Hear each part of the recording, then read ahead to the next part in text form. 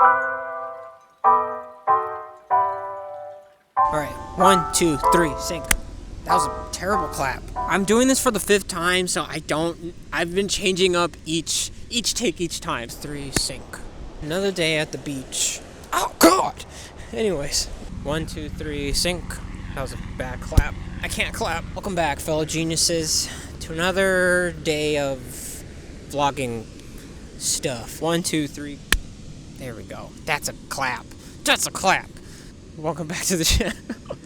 Trial and error. This is just me talking to myself in the future editor who's doing this, which is aka me. For now, 1, 2, 3, sync. Don't think too much. Record now, edit later. So I'm not gonna try to keep the same thing, which is why I'm like stuttering a little bit in the beginning of the intro. Don't care, keeping it. Dang it, there's a plane. Of course there's a plane. During my whole conversation, I was gonna talk about there's no such thing as the right path. It all depends on how long do you want to be on the path. That's a better question to ask, because from a different perspective and from someone else's point of view, it seems wrong. Because assuming that person who's telling you that, because usually whenever we hear if we're on the right path or wrong path, it's from comparing our lives to someone else's lives, or we're comparing our expectations of what we think the right path is in our minds, so that when we don't feel a certain way, then it's wrong. Or if our feelings don't match what's happening now, then the path is wrong. If your goal, okay, let's assume everyone's goal is you want to feel happiness, you want to feel belonging, fulfillment, etc. We could all agree, right? So, with that being said, if I was to go on a different path to get to that goal, does that mean I went on a wrong path? Sure, but at the same time, it's more of just like, well, you just found a better option.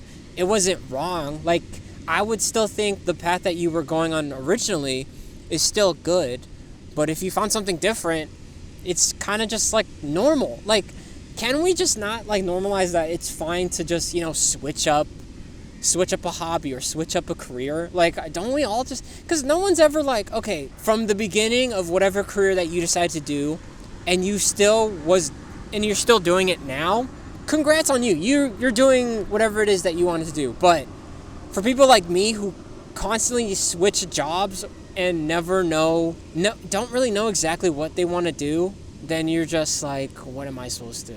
Am I wrong for always switching it up? It's like, no, right? So I don't know. This is just beach talk, or sunset talks. No, dude. I don't know. How do podcasters do this? Like, they'll do this without editing, and they just talk nonstop.